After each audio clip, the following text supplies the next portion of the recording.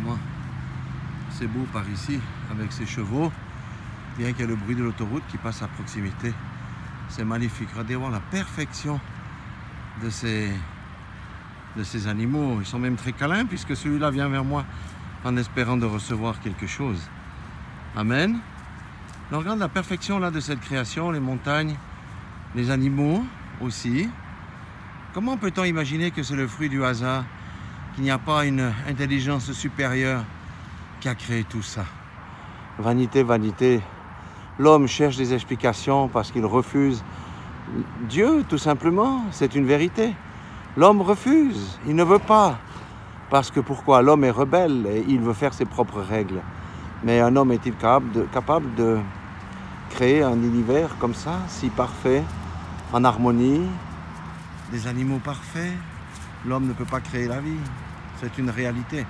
Par contre, il peut semer le désordre. Et si nous regardons aujourd'hui, le désordre que sème l'homme est devant nos yeux. Quelle est la solution de la création? Je vais vous dire quelle est la solution de la création.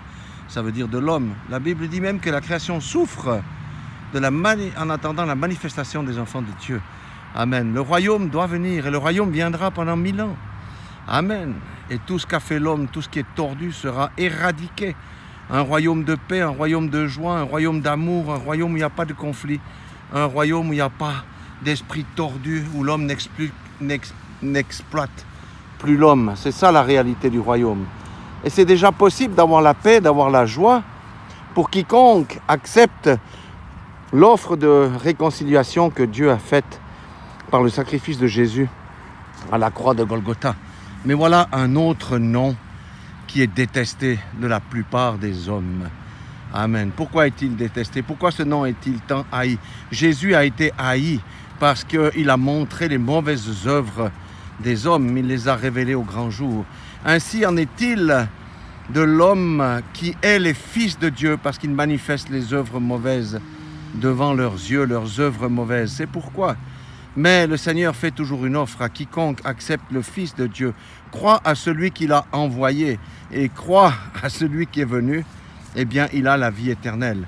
Mais le premier principe du salut, c'est de croire qu'il y a un Dieu et qu'il est le rémunérateur de ceux qui croient et qui acceptent le sacrifice de Jésus comme œuvre de salut, comme œuvre de rédemption. Dieu tend la main aux hommes de la saisir. Voilà, soyez tous bénis dans le nom puissant de Jésus-Christ.